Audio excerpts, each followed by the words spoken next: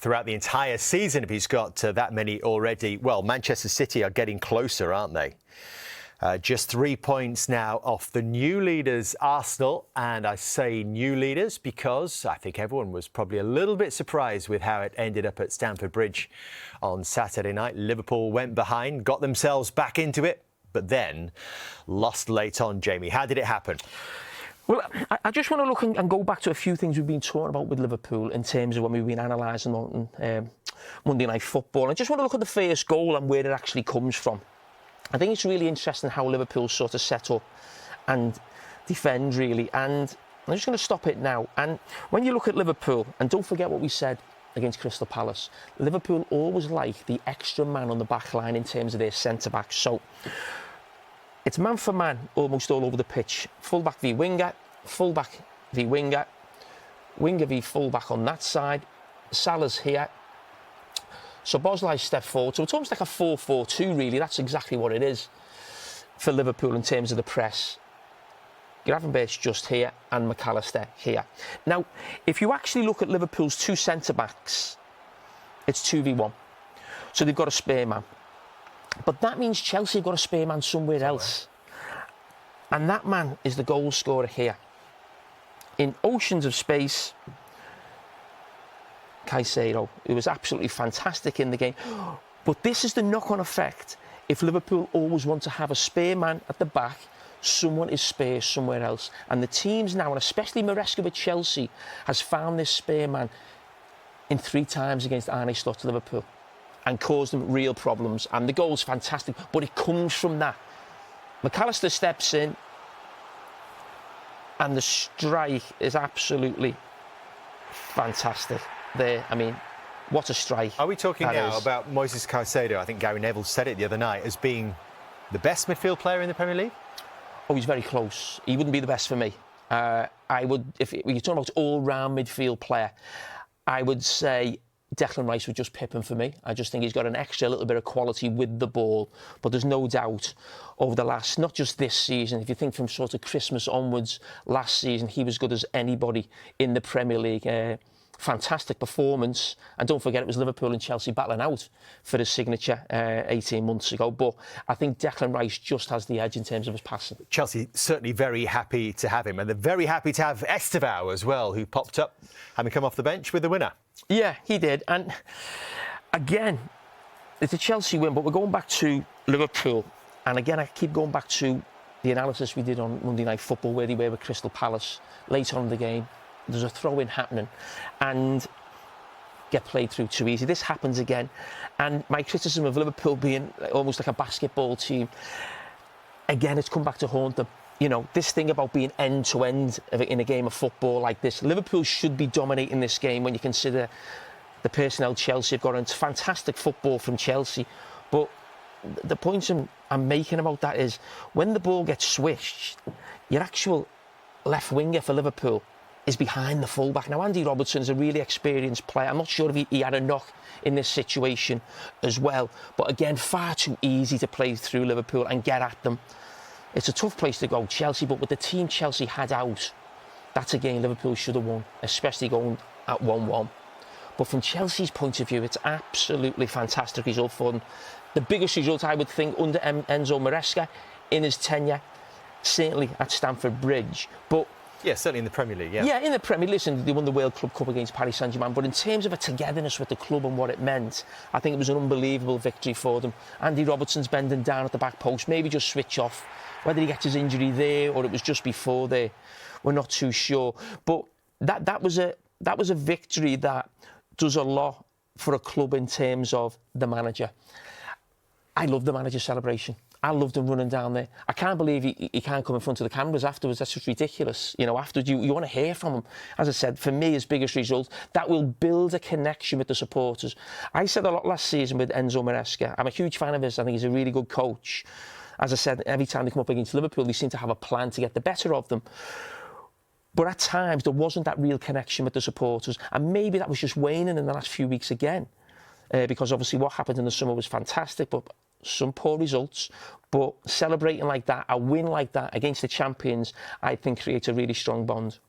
So keep on celebrating like that. Yes, please. That's what we want. Forget the cars. They're the moments we want to see. Arne Slot, clearly, of course, disappointed. Liverpool now sits second in the table as we head into the international break. Danny, I just wonder, from your perspective, what is it? What is it that's missing from Liverpool, especially in these last 3 games, in all comps where we've seen defeat after defeat after defeat?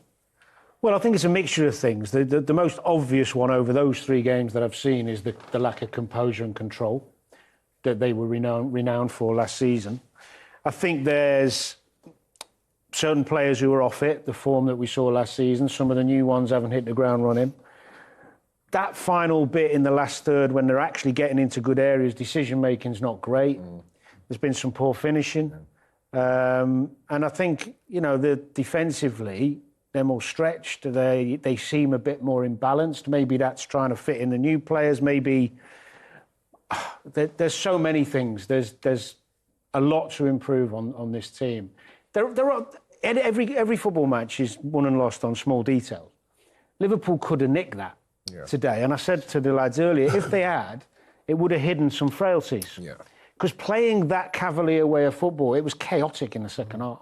And Slot doesn't like that. He didn't talk about it there. But playing that way means that you can win and lose week to week and be 3-3, 4-3. That's not what they were last season when they won the league. Well, so there's room for improvement, basically. When he came in last year, that was everyone was talking about, the difference from Klopp and Slot coming in was the composure, the possession that they had. They controlled games. They're nowhere near it. In the last 3 games, they're nowhere near it. So this is a big test for them now. They've got Man United next at home. It's a home game, big rivals, obviously. That is a massive game for them, because if they were to lose that, then there's big question marks. But you can't play like that and be so open. And the manager even said the last 20 minutes, well, we could say like the second half was like a basketball game. It was too open. Do you think he did that because he felt he could win it? Because we could see, he obviously knew he could have shored it up, put an extra defender on. He could have changed the system. Well, he put Endo on. I won't be surprised if Endo doesn't come into the team at some stage and you sit a midfield player and then everything else around him. Because if they're that open, they can't win the league playing like that. They really can't. Is this what happens, though, when you do have changes and you do have an influx of new players coming into the side? Does it take time for the team to gel? Because they're getting used to a new way of playing, especially with Wirtz in the side. Well, yeah. But at the same time, we're talking about the champions, a quality team with bolting on quality players. Talking about Isak and Wirtz coming in. Carragher, who was very, very good at Bournemouth. We've seen Frimpong, where he's, was it Borussia? Leverkusen. So they brought in very good players, and what's got to happen now is that they've got to gel. And the fact is, when you're the champions, it's got to happen quickly. They have to get some kind of rhythm, some momentum. And because we thought they had it when they were winning games, because they're so good. But at the same time, you're seeing when you really dig into it, like you see the frailties of it, like tracking back, poor final balls. I think you're going to get hurt in the league. They were scoring so many late goals. So many late goals. It was weird. Take a couple of them away and take them points away, then they wouldn't. Actually, it's probably a true reflection today of what Liverpool have what been. Liverpool are at the moment. I think it's worth saying as well, and you'll know as a manager, Glenn, is that he didn't want to have 6, 7 new signings and try and have to integrate them. Some of the players Liverpool lost, Trent wanted to go. Diaz wanted to leave, wouldn't sign a deal. The tragedy of Jota. Yes. Some of these situations weren't him going, I want all these new players. It's like, we've got to replace the ones we've lost. It evolved. Then you had your own couple as well. You're looking at 5, 6 new players, trying to integrate them into a group after losing some really big characters. It was probably unrealistic for us Liverpool fans to think it was going to go smoothly, to be honest. That's actually a really good point when you think of it from that perspective. And that said, considering they've been on the edge, had to score quite a few late goals, still second in the Premier League table. It's not, no time to panic, 7, right? 8 games in, so it's fine. It's Liverpool. They'll be back. They'll be fine. Does the international break, do you think, come at the right time for them? Good time. Yeah. Players go off, new scenery, new set of ears, and come back maybe fresh. Some of them who don't play as much. I think it's good timing, actually. OK. It's not one game that we've won easily, and there's not one game that we've lost easily. So players fight really hard, do everything to get a result in a league that is not the easiest one. And in a week where you have to play Palace away and Chelsea away, we were again very close to a result, which we should, because we're Liverpool. but unfortunately didn't fall for us in the right manner twice. Yes, so much to discuss from the events of Stamford Bridge. We'll talk about the actual game and Chelsea's part of it in a moment. But Arne Slot talking there on the back of 3 consecutive defeats in all competitions, all of them away from home. You were actually in Istanbul to see the Champions League one. When we go into this international break now, how much food for thought has he got at the moment? He's got a lot of work to do. They've invested a lot of money in the summer and it's not working, it's not clicking. There's no way they've got the balance right. And he doesn't feel comfortable in what they've signed as yet. They've signed Florian Wirtz, who's a very, very good footballer. They've not worked out how to get the best from him yet in that Liverpool system. They signed Frimpong. He's not comfortable with him at right back. He's tried 3 different right backs, Bradley, Frimpong, Szoboszlai. Played Frimpong right side of a 3 up top on Tuesday in Istanbul. That didn't work either. Played Conor Bradley yesterday, took him off at half-time, as he did last weekend.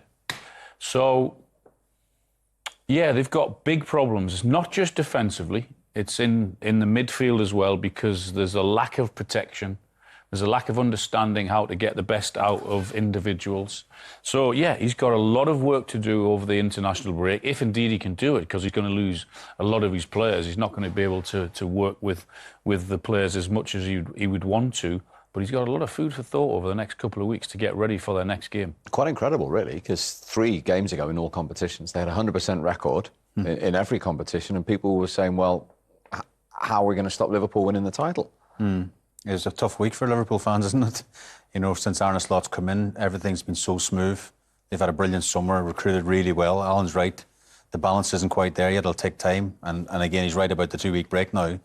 I would say the majority of his squad will be off playing for their country, so he'll probably get a couple of days before the next game to prepare. But again, everyone just thought, after winning the league last season, adding all these amazing players in attacking positions especially, they're going to win it again. But it's never that simple. It takes time for these players to bed in. It takes time for these players to get the right positions. And again, the balance in midfield, and then going behind the midfield, I've got real worries about the defence as well. It talks about the full-back areas. You know, Konaté's struggling at the minute. Van Dijk is not the Van Dijk of last season, perhaps. They've lost Alisson last week to injury as well. So there's lots of things he has to deal with. And probably the first time since Arne Slot's joined Liverpool that people are questioning, not everything he does, but the little things that he's not been questioned about so far. Yeah, it's the first time in his managerial career he's lost 3 in a row in any competitions as well. But particularly the central defence, to see Konaté go off in a game like that and Gravenberch go back there, and he's changed the full-backs, both of them as well. Particularly when Gomez was on the bench as well. So you had the option of either playing him right back or playing him centre-half when others have gone off. But he chose again to put Szoboszlai right back, Gravenberch centre off, which would give you a big concern when you've invested so much. I mean, it's not just that right side. I mean, Salah's never been great defensively, but when you're scoring 25 and 30 goals, you can basically control what you want to do. Whereas when you're not winning games and when you're not scoring goals, it's very difficult to hide that. And it's been highlighted that he doesn't help the fullback as much as perhaps other people do, but he compensated in that from scoring a shed load of goals. But that's not the only problem that side. Kerkez hasn't been as good as he was at Bournemouth. He's finding it difficult at Liverpool. He had the freedom to go whenever he wanted it and just play off the cuff at Bournemouth. But I think he's finding it hard as to when to go and when not to go in terms of that cover that Van Dijk needs, because Van Dijk and Konaté have looked really, really exposed. So yeah, it's been an issue. And even you said, even before last week, they were getting away with it because we all thought it was a positive that they were actually winning games without playing particularly well. But they were winning games but giving so many chances away to the opposition. And teams weren't taking it. We all thought, well, that has to be a good sign. But whereas they're getting punished now for late goals and getting punished for giving so many chances away. I mean, at Crystal Palace last week, if it wasn't for the brilliance of Alisson in the first half, no exaggeration, there would have been at least 4, maybe 5-0 down. Now, that would alarm you, that a team that has gone from being brilliant one season, when the expectation, no one expected Liverpool to do that, whereas now, the expectation is huge on them, particularly even more so, not just because they won the league at a canter last year, but because of the huge investment that I've made in so many players. And from an opposition point of view, that aura, they'll look at those last 3 games and see areas where they can prosper. Yeah, I think, again, Alan's right in the sense the balance. Opposition teams and managers will look at their balance. It's not right if you can break through their press from a front point of view. You mentioned Mo Salah, you know, he's as a brilliant player as he has been player of the season last year. He doesn't really track back. So again, they're not balancing that one side alone. So at times you feel sorry for Bradley and Frimpong because they're doubling up on him, the opposition teams, and really struggling to defend that. And again, they're giving up way too many chances. Way too many chances. It's a real concern. Again, it's nearly going peeling it all back and going from a solid foundation. We're going to be hard to beat today. We're going to be really sort of dogged. And then you got the likes of Isak, who hasn't had a pre-season either. We should say he needs to get up to speed. And Wirtz, I do like Wirtz as a player. He's getting a lot of stick at the minute, but I still think there's a diamond in there. I think he'll be a top player for Liverpool in the years to come. And just before we move on, at the top, you mentioned Isak. Ekitike have been playing and scoring, and Isak's now having to play. Is that a potential issue for him? Yeah, I mean, then the other question is, can they then play together? Yes, I'm sure they can, but how many times that will happen, He's hinted I don't not, know, hasn't because he, really, Isak's already said his favoured position is down the middle. Ekitike, without doubt, is better down the middle, and he's probably been the standout player for Liverpool, Ekitike. Yet in that such a huge game, he finds himself left out.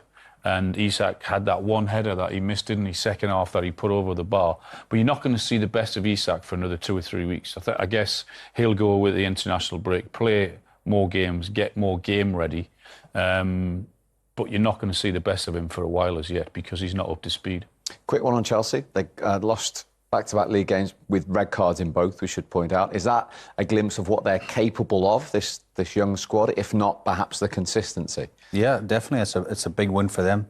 Esteval, you know, getting a 95th minute winner, what will that do to his confidence as a young player in a new country, a new league as well? He looks an exciting young player. And again, let's not forget they're the Club World Champions, so they are a team that's had a taste of winning. They won a European trophy last year as well. And a bit like Man City was said before, no one's actually speaking about them really being in the title race. But when you beat the champions at home, it gives everyone a huge belief. And Maresca then running down the tunnel or running down the touchline, he probably believes quietly inside that they've got a chance. I think especially with all their injuries that they've got. I mean, I think they're feeling the backlash of playing in the Club World Cup.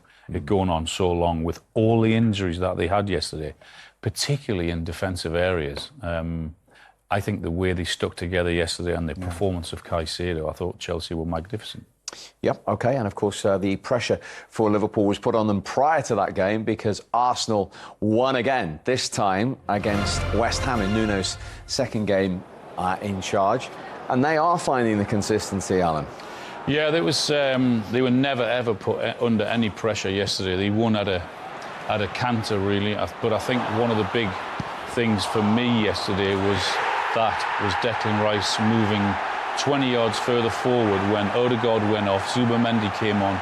He then sat and tried to dictate things, and that allowed Rice to get further forward. If you remember, 10 minutes before that, Eza missed a really identical opportunity, whereas he didn't. And there's another brilliant pass into to Timber. They get the penalty, and they stick it away. And it was a really comfortable afternoon for Arsenal. And with the squad that they had, don't forget, last February, West Ham beat Arsenal at the Emirates, and their bench yesterday, there was only 2 left from the 9 substitutes.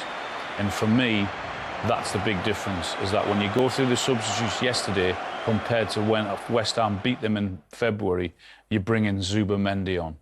That for me is the big difference. You bring in quality on, and Arsenal are going to need that because they'll go far in so many competitions this year with that squad. Yeah, it's difficult to see any weaknesses. It really is. I mean, they've been knocking on the door, haven't they, the last 3 seasons, coming second. Arteta's gone into the market again, strengthened really well. Madueke, Eze, I like a lot. They've gone, and when you look at, Al mentioned the bench, you don't see any weakness. A player comes off and an even better player maybe comes on. I know Arteta's changed the substitutions name to finishers, But you can kind of see what he's getting at. He's trying to keep everyone happy because they will be going on all fronts. And I know they're sitting at the top of the league now as we sit here today, but I think they've been building this up for the last number of years. And I think the couple of signings in the summer is the real sort of final piece to the jigsaw. And I think anyone finishes above them, you know, they'll win it. So I really strongly fancy Arsenal to actually get over the line this year. And the one negative for the third start in a row, Martin Ødegaard off in the first half. Some reports today of a medial knee ligament injury, which is a blow for the club captain. But on the point that you're making, they're much better equipped to cope without him than they have been in the past. Mendy comes on. That for me is a great example of where Arsenal are. And you look at someone goes off and the options that they've got on that bench now. That is the big difference. Yes, Arsenal have had a really good 12 or 13 or 14 players, but they've never had a good 18, 19, 20 players, which is what you need. And I think Arsenal have got that now because there's no doubt they're going to go far. They've got one or two injuries, Madueke, Ødegaard, as you've said. But the players that are coming in, that's the big difference. Real competition for places. Yeah, and that's, I suppose, it's a tough job for a manager, but a nice job. It's a nice problem they have. You've got a couple of players for every single position, and as we say, once one player comes on, the next player's not weakening the team at all. He's just bringing fresh ideas and fresh legs to the team. They've got real quality and depth now. It's a tougher job for the manager when you haven't got those options.